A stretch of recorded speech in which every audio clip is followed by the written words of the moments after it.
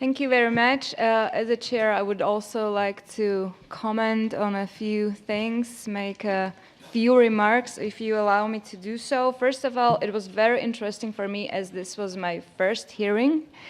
And it was very interesting, you too. Yeah, we have something in common.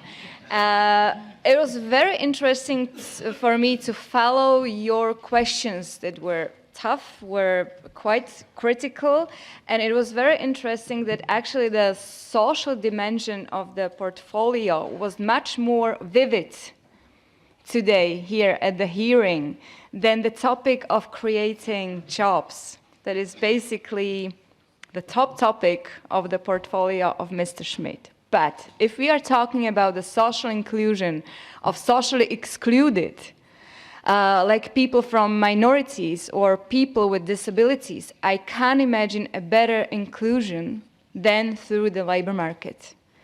So I think we all know that we do have to focus on this.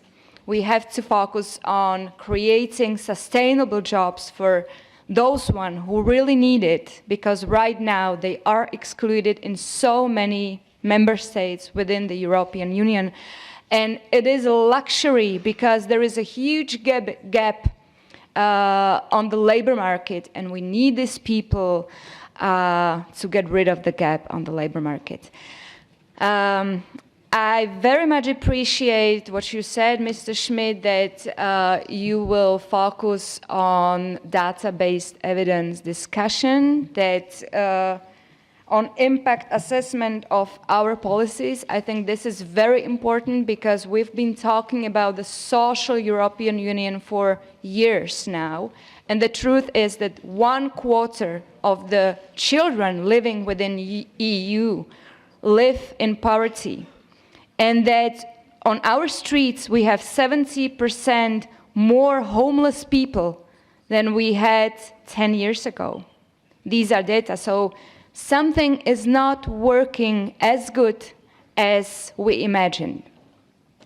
And the last thing is that what we've heard, it's a very, very, very ambitious plan, full of topics that you want to open that right now divide the member states rather than union the member states, because you want to open very sensitive topics. And my last remark would be that we should only promise what we can actually deliver, because the expectations of people within the European Union are huge.